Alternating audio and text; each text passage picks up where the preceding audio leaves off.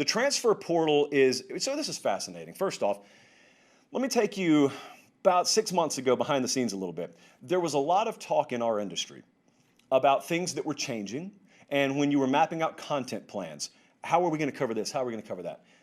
NIL has everyone's imagination in our business. You don't care about it. I see the numbers. You don't really care about it. Conversely, you care a lot about the transfer portal. It's why, if you'll notice how we structure our show, we haven't really talked about NIL lately. We try and talk about the transfer portal pretty much every show. So the transfer portal tonight, I wanted to hit it, but I wanted to hit it maybe from a little bit different angle. There are some positives. I think we all acknowledge there are a lot of negatives in the room about the transfer portal as well. Some are obvious. Rosters are a mess. The numbers, the scholarship numbers are a mess right now. A lot of players, whether they know it or not, are just hanging themselves out to dry. They're not going to have a landing spot. It just gives you an outright option to quit when the going gets tough. We can all acknowledge, yes, these are truths that are in the room, but I think there are some negatives that may be a little bit less obvious. And so I got an email from Caleb the other day that he really wanted me to include in the Q&A section of the Late Kick Extra podcast. But I thought it was so good that I just thought, hey, why don't we make a segment out of this on Late Kick Live? So here's his email. It's pretty short. He said, who would have thought that in 2021, Ryan Tannehill would be a starting NFL quarterback and Robert Griffin III would not be? There's also a strong argument to be made that 2011 A&M receiving corps is the best one A&M had outside of the Johnny football years. It's funny how things work. Here's his question. Tannehill was a backup quarterback. You remember this if you watch A&M. He played receiver for 2.5 seasons. He had over 1,000 yards receiving.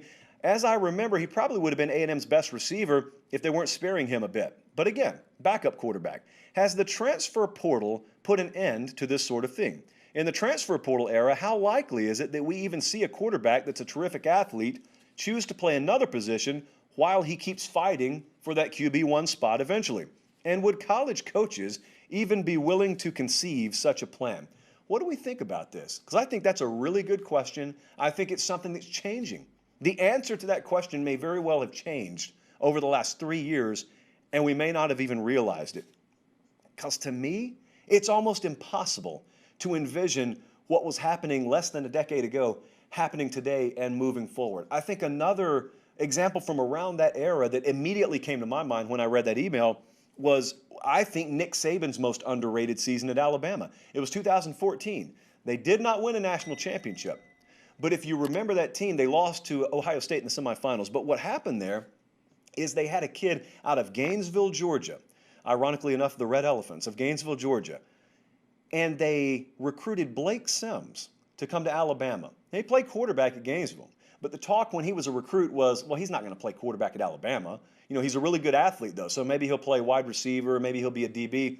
So he comes to Bama, and sure enough, they work him at running back, they work him at wide receiver, they work him at DB. For a number of years, Blake Sims basically went wherever they had a deficiency or a shortage in roster numbers.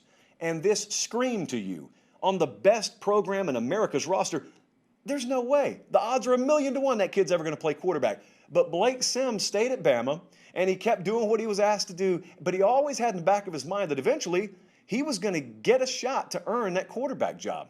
Well, then a transfer comes in by the name of Jacob Coker, former 5-star kid from Florida State. Famously, Jimbo Fisher tells you, well, through the media, it was neck and neck. Jacob Coker almost beat out Jameis Winston for the starting job. You remember what Winston went on to do. And so Coker comes in. So everyone, including myself, believe, okay, well, it's just a foregone conclusion. It's going to be his job. And Blake Sims just flat out scrapped and clawed and crawled over broken glass and won that job. I have no clue if we'll ever see that again. I mean, how would we ever have an environment that's conducive to that happening? It's not just the player. I'm not telling you, oh, all the Blake Sims and Ryan Tannehills of the world would transfer these days. Well, some of them would, but think about it from the coach's perspective too. Not only am I asking you, how many players are going to stick around and fight several years to eventually lock down a quarterback position or the position that they want? I'm asking you, especially if we're talking about quarterback, how many coaching staffs are even, as Caleb said, how many of them are even going to conceive that? Because you can either do one of two things. You can either look and say, all right, we got this kid, we've been working at receiver and safety and running back everywhere but punter. Okay, maybe our future plans call for him to get a shot at quarterback. Or you could say, we got a hole in 2023 probably. We'll just hit the portal. They're going to hit the portal. 100 times out of 100, they're hitting the portal. And so that's one thing that I think you could construe as a negative that the transfer portal has brought on. But there's another one too. You're going to start hearing more and more about this because everyone at the high school level is talking about it right now. This is horrifically bad for high school football. Now you could say it's bad for college football too.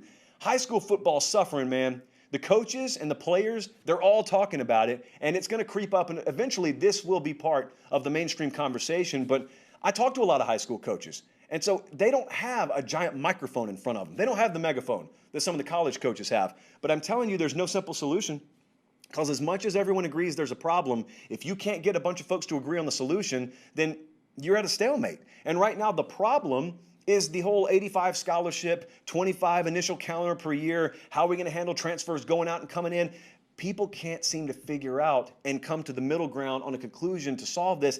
And in the meantime, you got programs. Louisville, Scott Satterfield's on record as saying, we're probably only taking like 10 or 11 high school kids in our recruiting class this year, because that's what our numbers dictate. And so what's happening? Well, what's happening is you're drastically cutting down the number of roster spots available in a recruiting cycle for high school players. And so the byproduct is, number one, you got some kids that don't get a shot, but you also have kids that have to go to JUCO or the FCS level that previously would have been a G5 player or a Power 5 player. And I don't know how this is going to turn out, but you have the unintended consequence of creating a de facto farm system in college football, because the kids that would have gotten Power 5 offers are now bumped down to taking an FCS offer or a G5 offer. Those kids that would have gotten those offers are now bumped down to maybe even not having a spot and having to walk on, or getting a JUCO spot. And then their goal becomes to get in college, play a couple of years at the FCS level, and then I'm headed to the Power 5 level. Now, no one's under the misguided notion that that didn't already exist to a certain extent. But be real now. If you're an FCS coach, what percentage of your roster were you scared of losing every year? And then double it or triple it, and that's going to be the new reality. There is nobody of sound mind, at least, that says this is a good thing for the sport of football. I don't know what the solution is. I mean, aside from somebody has a kumbaya come to Jesus moment tomorrow and we arrive at a reasonable, acceptable conclusion on how to handle the scholarship crisis in college football right now, until someone addresses that transfer portal, it's got a lot of unintended negative consequences that are starting to be felt, and it's like a ripple effect. It's only going to get bigger and broader.